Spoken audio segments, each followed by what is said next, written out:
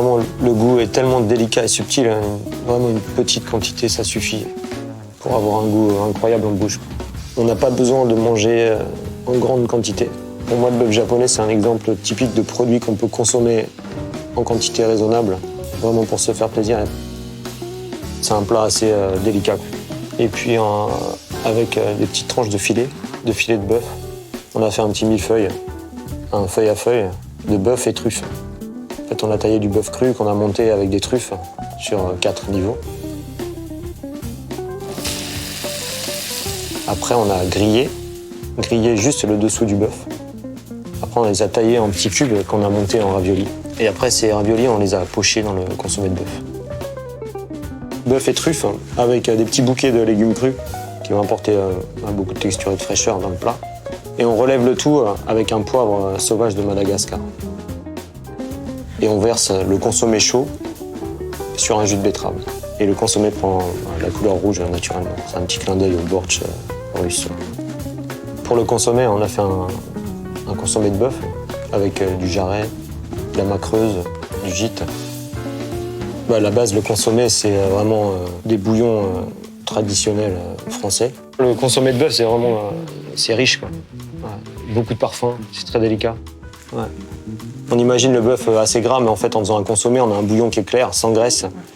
Suivant les morceaux de viande, il y a plusieurs techniques, plusieurs styles de cuisson adaptés à chaque partie du bœuf. Même sur un filet, par exemple, soit on peut le poêler tout simplement, ou tailler en fines tranches, juste pochées. Les joues de bœuf, on les fait braiser. Les jarrets, on utilise pour le consommer. On fait un tartare de bœuf. Une certaine partie de la cuisse, c'est très très bon. Il y a vraiment une variété incroyable de façon d'utiliser le bœuf. Personnellement, j'aime bien utiliser beaucoup de légumes avec le bœuf. J'essaie de lui apporter beaucoup de certains contrastes avec des légumes crus, grillés, marinés.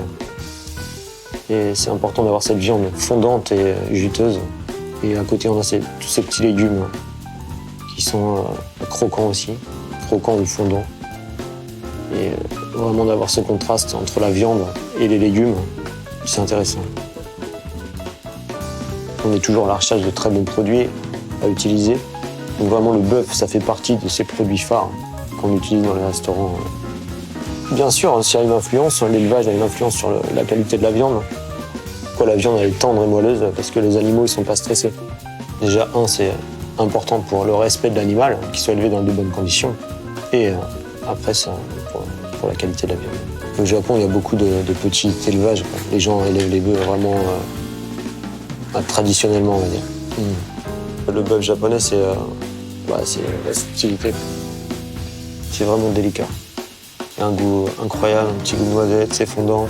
C'est vraiment un produit à utiliser absolument. Possibilités avec le wagyu sont infimes.